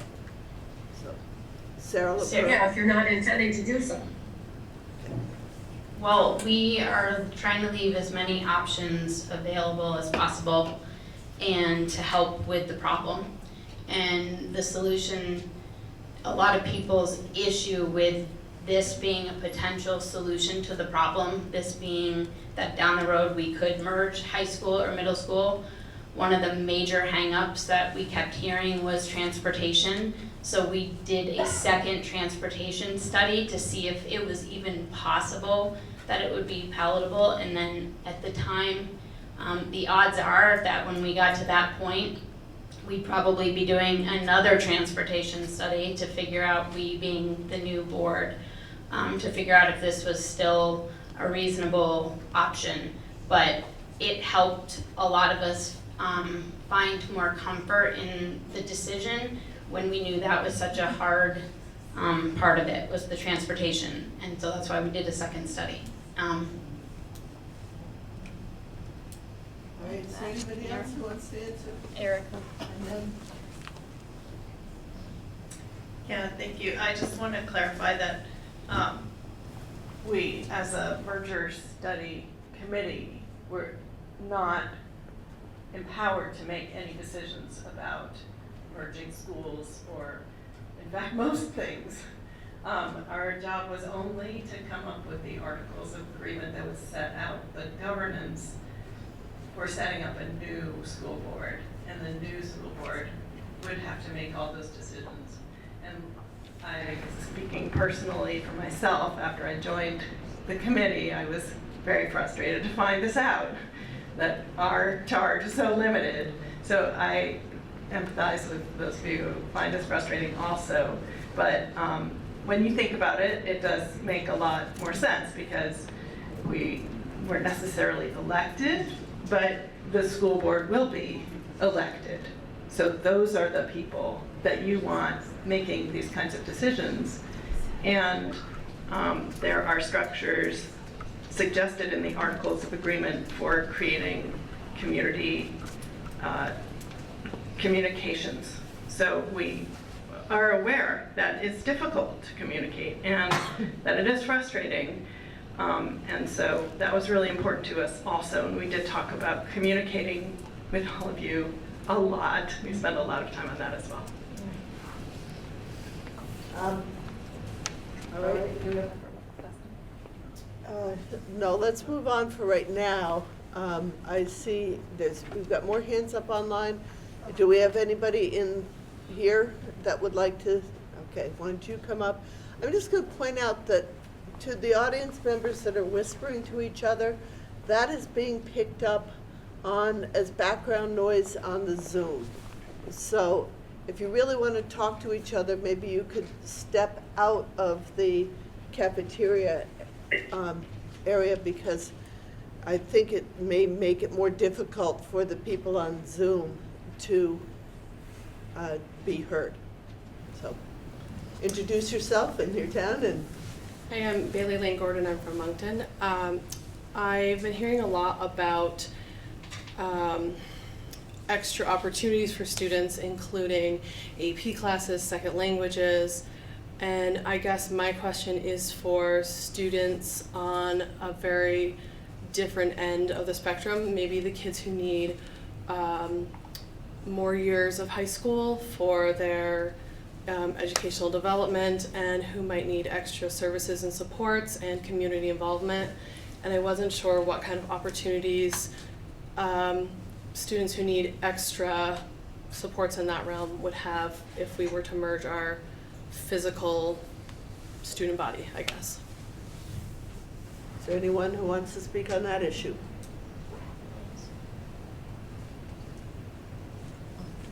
People have heard from me enough, but I think the easy answer to that is anytime you have cost efficiencies, you have more money to spend.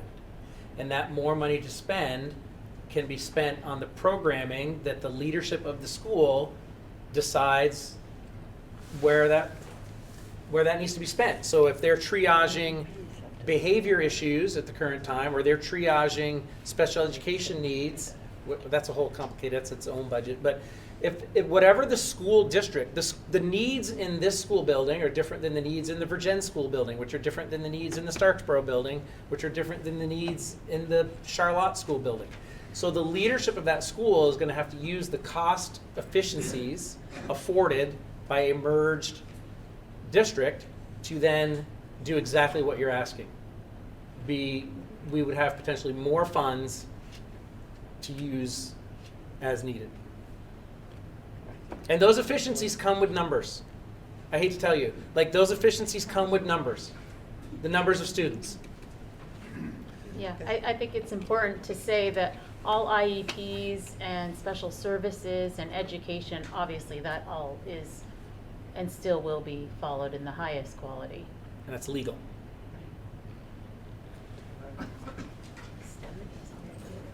Okay, Stephanie Ross here. Did you want to answer that question? Or do you have a? I just wanted to also mention that, I mean, currently, right now, our students who are needing a lot of supports are able to get a lot of those supports. And if a merger isn't the direction that we decide to go in, the reality is we are going to have to cut staffs here in the next several years. And historically, that tends to be a lot of our educational assistants, and then that means that students who need some services, they don't get some of the services. Obviously, we will always follow the law, but it just means less resources available. So I just wanted to point that out. So we'll take another another Zoom question, then we'll take another room question. I see Eugenie. Eugenie, you've got your hand up. Yeah. So you referred to the new board. I'm sorry, could you state your full name and your town? Eugenie Doyle, Moncton. You referred earlier this evening to the new board, saying that they would answer many of the questions, work out many of the unworked out details. And you mentioned that they would be voted.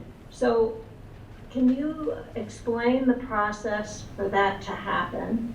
And also, you also referred to the Articles of Agreement talking about local involvement.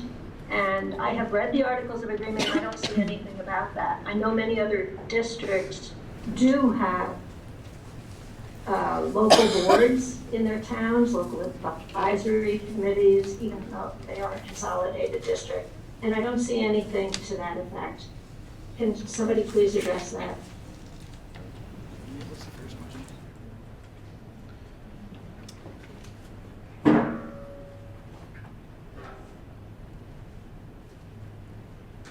Hi, I'll address the last part really quickly. Article 14E is entitled Community Involvement. I won't read the entire thing, but we have considered that and we have included it in the articles. It was important to us throughout the process, and we wanted to make sure that it was enshrined in some way in the Articles of Agreement. A future board, based on how other boards in Vermont operate, also employ something along the lines of a community engagement committee, whatever that is called, from district to district varies. But it's usually also includes membership from community members, teachers, if they're willing and able. So the boards do have ways of involving community members in the processes and the work that they do. I don't remember the rest of your question, I'm sorry. I think a piece of the question. Wait, can I ask you a question of your answer? Yes, briefly. Are you saying that those things are set up? Because I didn't see them in there. You're saying they can be set up, which I also understand is true.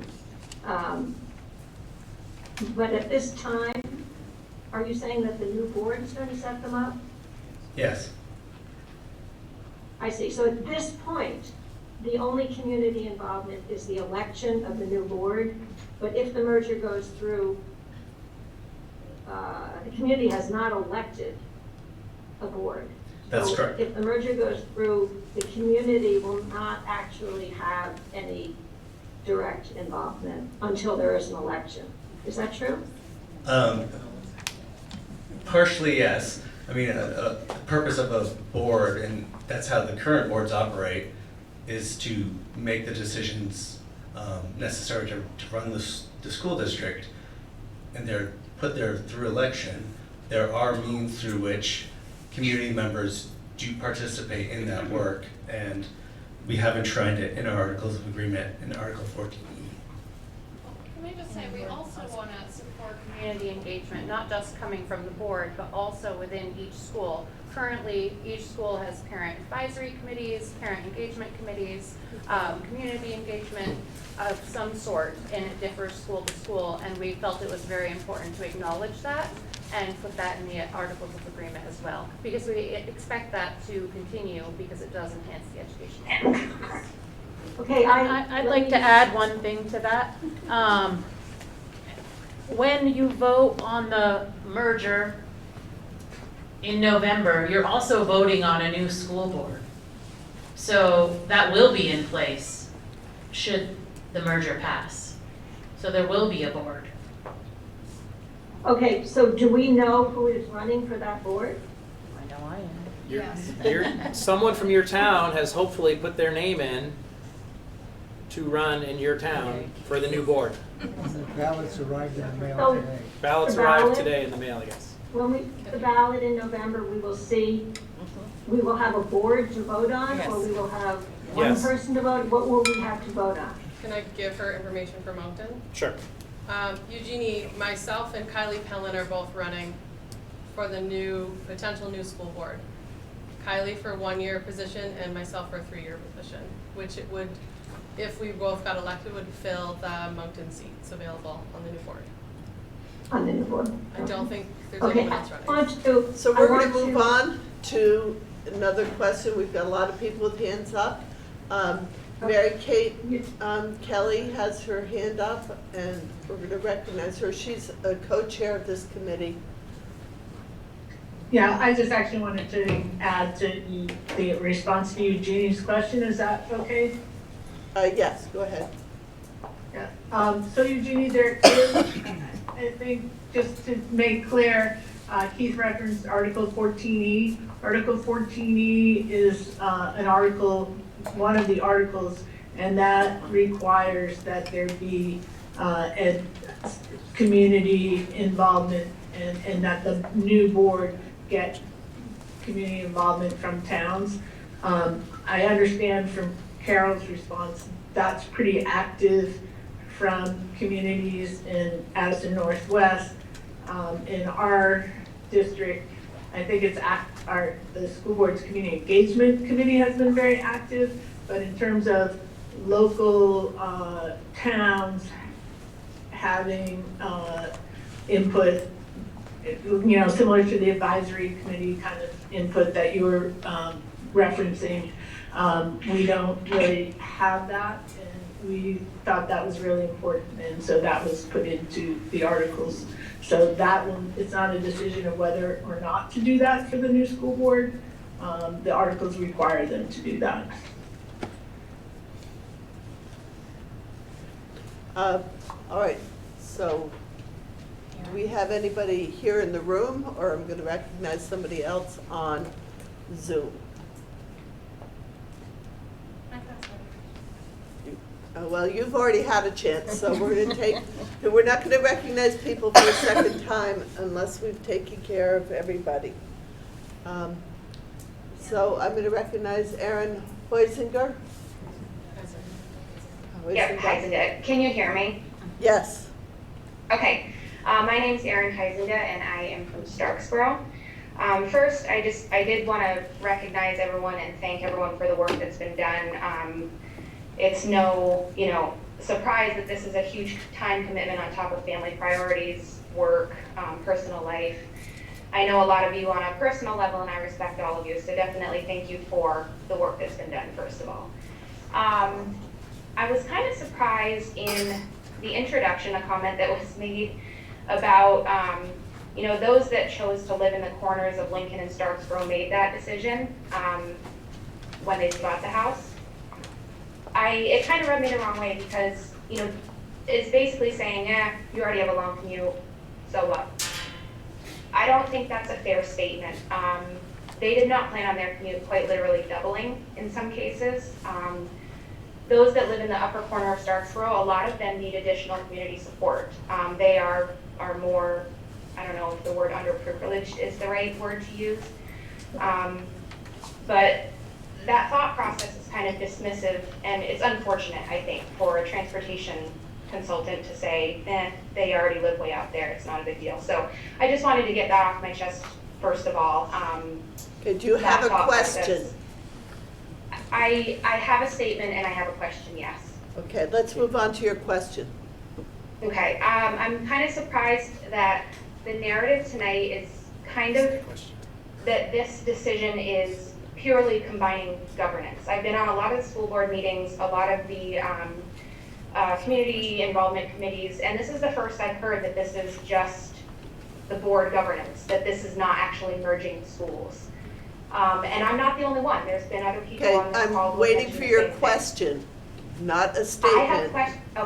I have questions that are specific to the transportation study, but now I'm not sure if this is the correct forum to ask them in, because if the transportation study is kind of just a hypothetical, might happen, might not happen, I can ask my questions if you feel this is the correct forum for that, but if there's not going to be answers for the specific transportation study questions, then I don't want to take up time.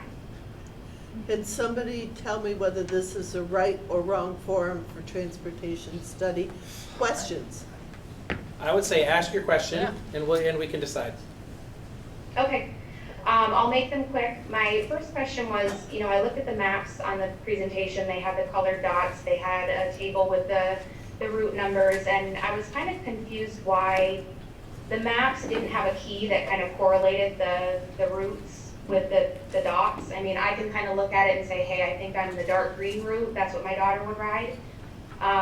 But it doesn't mean anything when I look at that chart. I don't know if I'm Route 1, Route 5. I don't know if my potential transportation is going to be 25 minutes, an hour, and 2 minutes. So my first question is, I didn't know if that was not included for a reason, And if that information is available, could that be made public?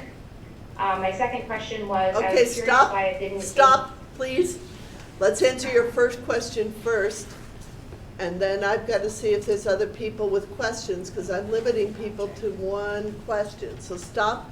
Let's see if your first question can be answered. I'd love to answer it, because Okay. I'd like to apologize if I had said anything that was off-putting. And secondly, I think you're 100% right. The level of detail you're looking for is very, very deep in the weeds.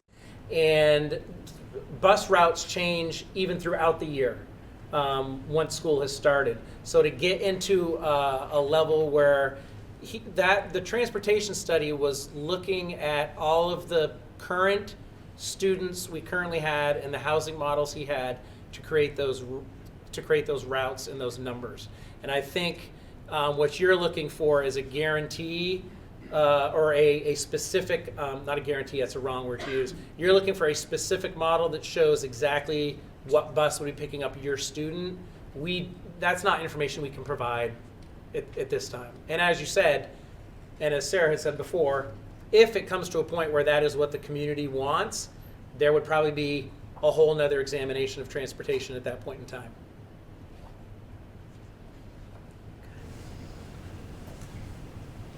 All right. Given that answer, do you have anything further that you want to ask? Dustin wanted to ask. Oh, Dustin wanted to. Oh, yeah, Dustin Corrigan, Bristol.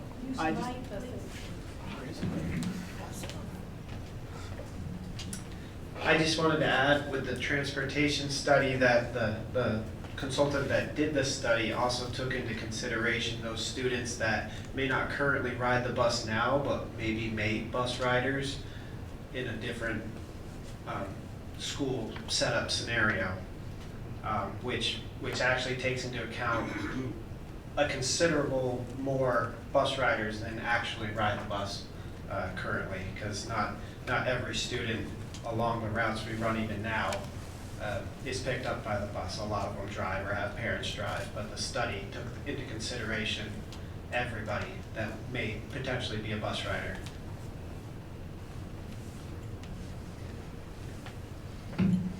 Should probably go back to the chair. All right. We can come back to your questions, Aaron, later if there are. We don't want this meeting to go on for too terribly long. And I note it's almost 8 o'clock already. So is there anybody here in the room who would like to ask another question that hasn't already asked one?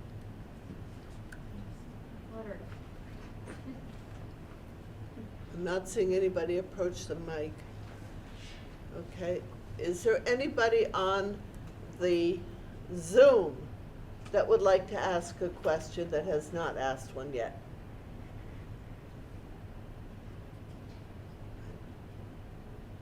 I'm not seeing any hands go up. Does everybody know how to put their hand up in Zoom?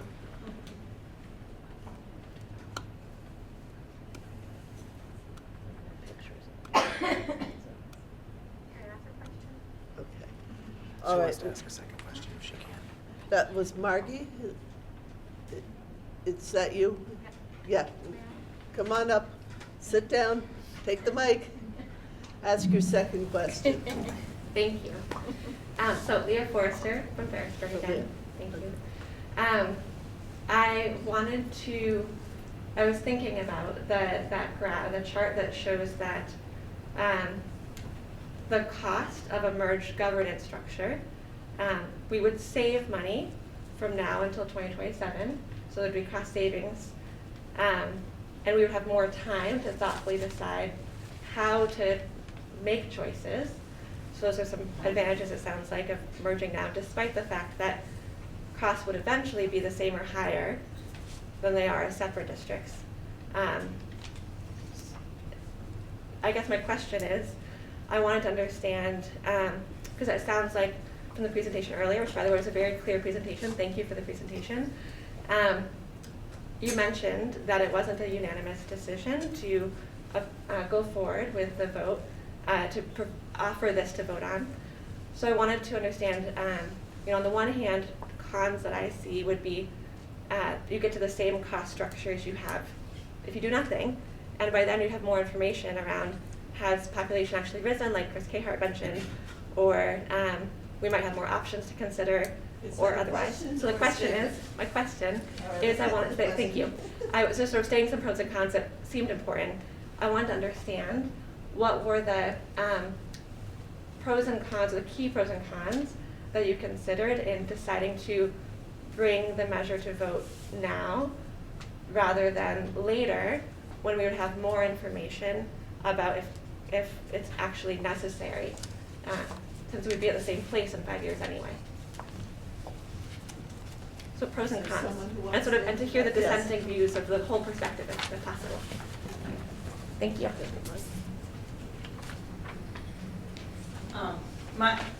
If I understand your question right, I would just say that one of the pros is that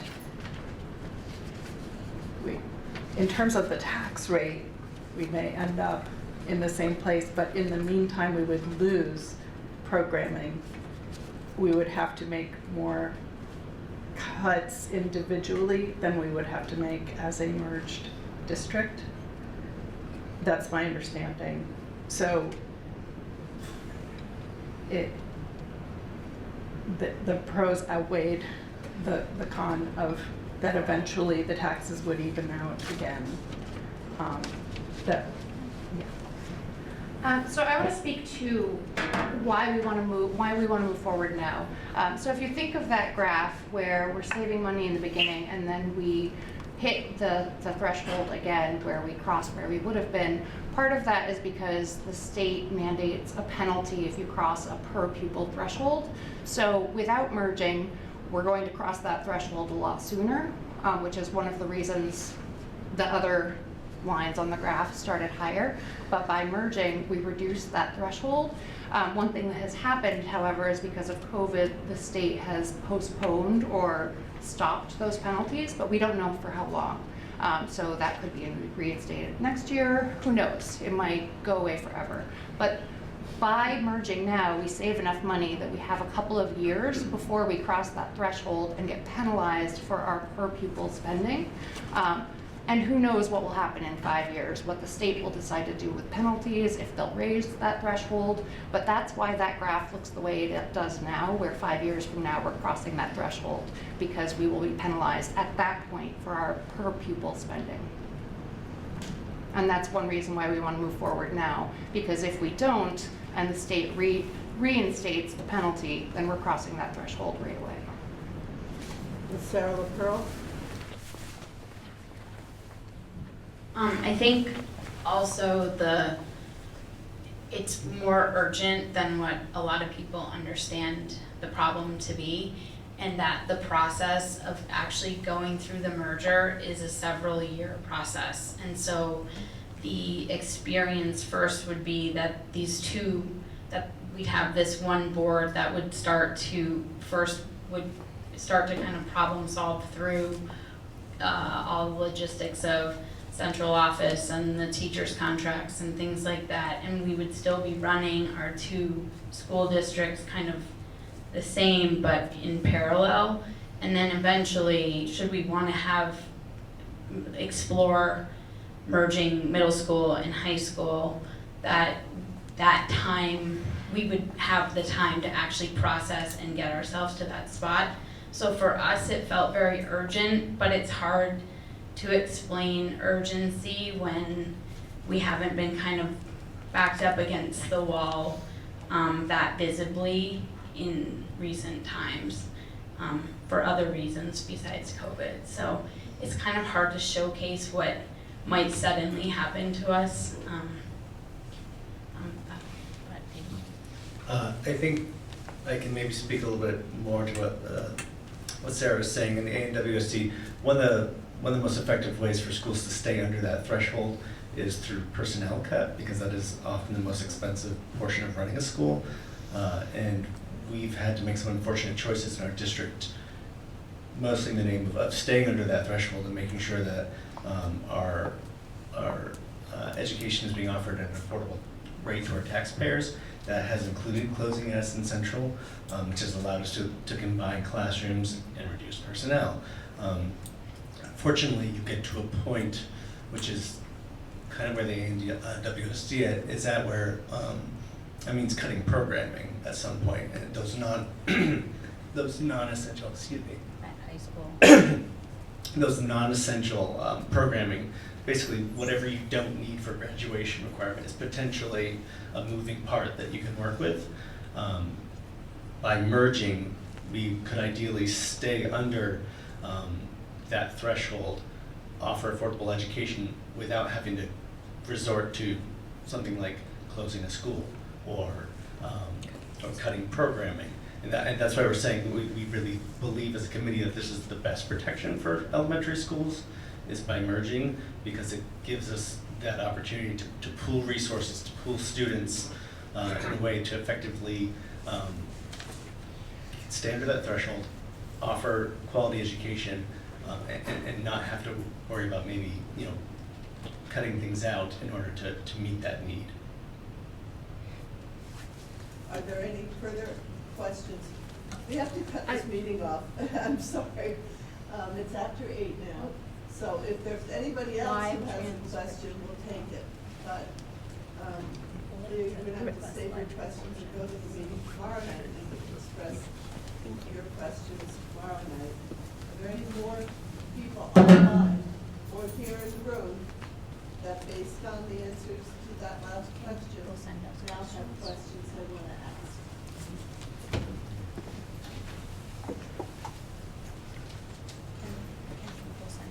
I am not hearing anything. We're seeing anything online. The battery running low here. That's a 3-hour meeting. Yeah. Just if people still have questions, that they could reach out to our committee. Right. Yes. Okay. Yeah, so people can reach out to committee members if you have questions. You could also attend tomorrow's forum at Virgins Union High School. People who attend, people who are from the Mount Abe School District, if you haven't seen the Virgins School, they will have a tour just like they had of Mount Abe. So that will provide you with an opportunity to see the school. And you can also reach out and speak with your, the person or people who are running for board seats in your town. And I can't tell you who they are, but on your warning, if you go to your town clerk's website, I expect it's all posted on your town clerk's website. You can find out who's running for your town, and you can talk to those board members. So we're in a meeting, and are you going to close the meeting is the next thing? Yeah. Are we done with questions? So can I just do a thing before people leave? Just really quickly before people leave, we're going to, because we are in an open meeting right now, and we're going to have time for public comment, which is different than the questioning. First of all, just again, for everybody here, we want to thank you for coming and participating in this process. All these questions are the questions we've been wrestling with for over a year. These are not new questions. These are not things that we didn't debate over and talk about, and the concerns about the transportation and why we had a second study done. We've been wrestling with this stuff a lot and asking for input from the communities, and people are going to probably be continuing to ask you for input and to be involved. So we thank you for being a part of this process. We hope we were able to allow you to make sense. I think there is a lot of confusion about what people are actually voting for, but you are voting to combine districts in a governance model. You are not combining immediately schools or ever, maybe, who knows, if these studies of huge amounts of people moving into the Addison County area is accurate, we'll be as happy as can be, and they will make all of our taxes come down a little. But currently the school boards have asked for this work to be done, and that is why we're here. So we hope we answered your questions and shed some light on what is happening. Thank you, and we're gonna. Yep. if we're going to public comment, I presume I'm not needed. Yeah, thank you very much. Yeah, so now we'll go into public comment, and you'll have, we'd like to limit it to 3 minutes, and so if you could raise your hand, or come up here and state your name. Mary Kate. Yeah, just before we leave this part, I just wanted to remind people that the ballots that were mailed were just the ballots for the state, and you have to either request from the town clerk a ballot for the local merger question, or you need to go on the election day and vote. It's not included in the ballots that were mailed. So just wanted to clarify that for everyone. Thank you. We still have a meeting going on, so if you can keep your comments a little bit quiet, everything gets picked up on Zoom. So is there anyone that would like public comment, would like to speak at this time on Zoom? Okay, yep, you can come up or state your name and. Yep, got it. Is this thing on? Yes. Okay. Vera Ryersbach from Starksboro. And one of the things that I was very surprised to hear was the reframing of what's been going on into purpose of potentially merging governance structures, because that is not how it has been presented throughout the entire time on the Merger Study Committee. So I'm a little concerned about this reframing of what's been going on to make it seem like this is the best of all possible solutions, because I'm not sure it is. So that's my comment. Anyone else for public comment? Anyone on Zoom? Having no, oh, you've got public comment, okay. I'll be really brief. I just wanted to thank everyone. I know many of you have families at home, young kids. It's a huge sacrifice, so thank you. And I also wanted to, I guess, state that I would be curious to understand the diverse perspectives of the final decision to go forward. It sounds like some people voted in favor of putting this up to vote, some people did not. That was going to be my follow-up question. I'll come tomorrow and ask that question. But I would love to hear more discussion of the various viewpoints. And my other public comment is it sounds like all of you were limited in your scope of what you could do, that you could only make a recommendation to go forward with a merger of the governance structure or not.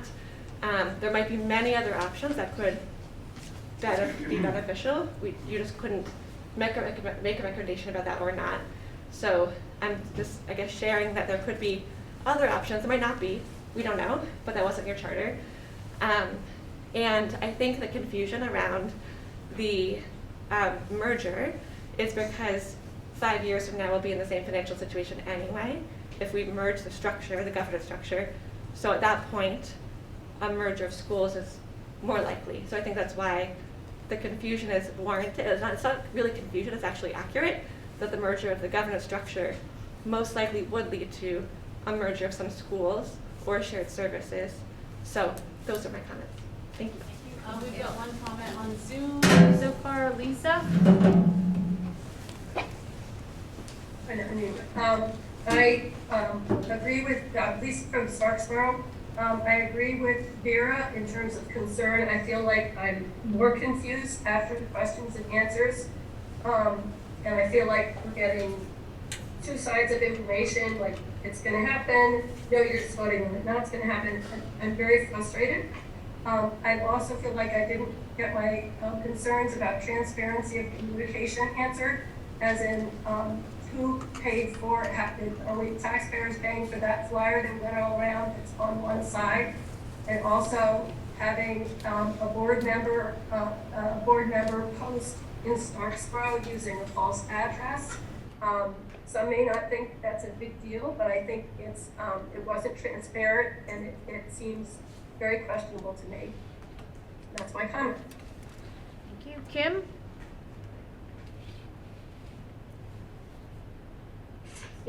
Okay, first of all, I just want to thank this committee for all the hard work that you've done, and I have attended a lot of the committee meetings. So I'm less confused, I think, than a lot of people about what the charter of the committee was. And I think that there's other information that's coming from other parts of the community that are creating the confusion. So I think if people go back to the Merger Study Committee meetings, if you want to watch those, you can get a lot of the information that people are sharing tonight and how the information came up in the Articles of Agreement, because those of us that have been paying attention, I don't think are confused. So thank you for your work, and yeah, thanks. Is there any other public comment? Oh, having none, I would adjourn this meeting. Do we have time for a motion? Yeah, but the motion, yeah. I would like to make a motion that we adjourn. All those in favor of adjourning the meeting, say aye. Aye. All those opposed? Motion carries. We'll Thank see you. you tomorrow night. Thank you, media crew. Good.